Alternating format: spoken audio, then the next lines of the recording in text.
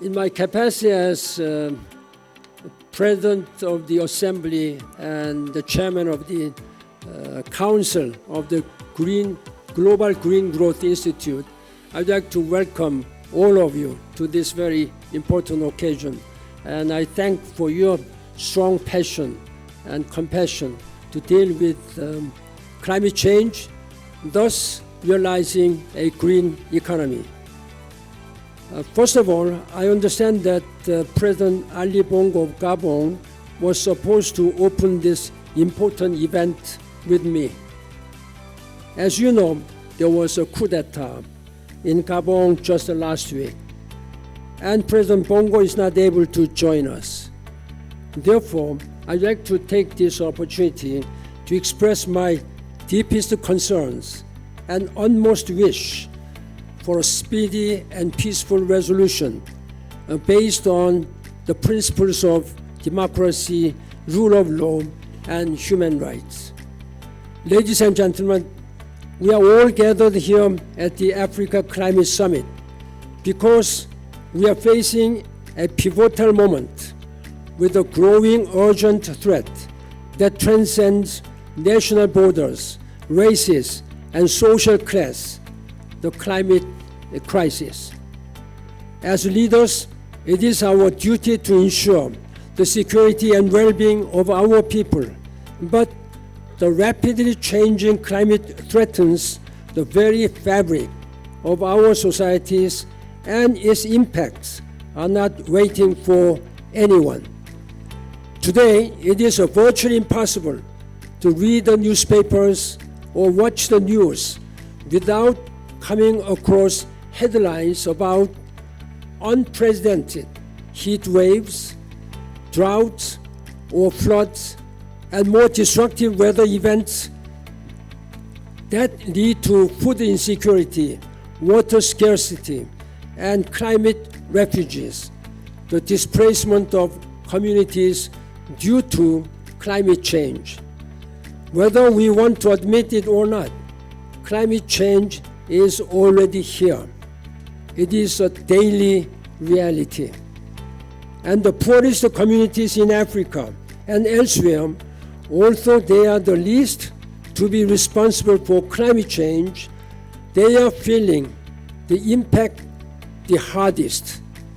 Therefore, as the President of the Assembly and Chair of the Council of the Global Green Growth Institute, GGGI, I would like to share about a transformative solution in the making.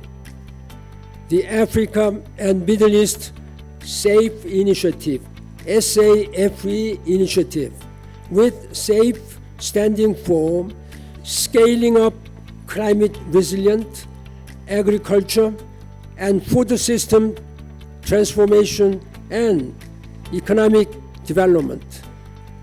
By placing food security at the forefront, the initiative will aim to pave the way for comprehensive actions and to focus on enhancing food security, improving livelihoods, and creating jobs with the potential to mobilize 10 billion through public-private partnerships in Africa and Middle East.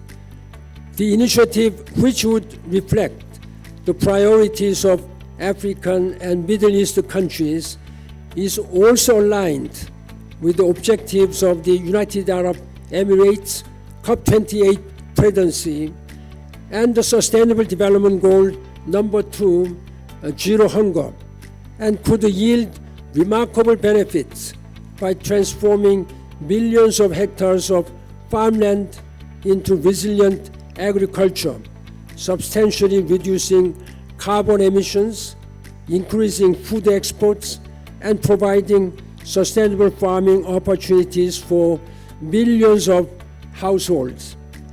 I am proud that GGGI is playing an important supporting role already and facilitating the convergence of many stakeholders for this initiative.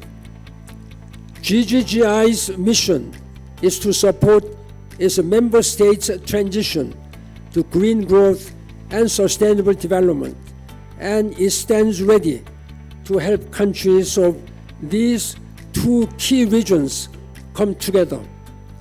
But to ensure that our words and ideas will lead to action and real tangible change, we need everyone. Through the Africa and Middle East Safe Initiative in the making, I hope many of you will join us in this opportunity to collaborate so we can amplify our collective efforts. Excellencies, ladies and gentlemen, during this event, you will hear from a very diverse group of leaders and experts about their insights, experiences, and ideas, and you will get to discuss the government policies, business opportunities, and societal benefits. In short, all the challenges we face and the opportunities we can seize. But this is more than a discussion. It is a call to action, and it is an invitation to all of you to contribute and collaborate so we can build a more sustainable and resilient world for all. Ladies and gentlemen, not a single country in this world, however powerful and resourceful one may be, one cannot handle this climate crisis. We have to put, and we have joined all our hands on the deck together. And I really thank you for your participation. And I think it is our political responsibility for those in power, in office, and those not in office. This is a moral power, moral responsibility. Therefore, as a former Secretary General of the United Nations, I think I have moral responsibility to speak out. At the same time, as I am working as chairperson and president of GGGI, I have also some political responsibility. So ladies and gentlemen, let us work together to make sure that our planet Earth and our humanity can live in peace and sustainable way. Thank you very much for your attention. Thank you.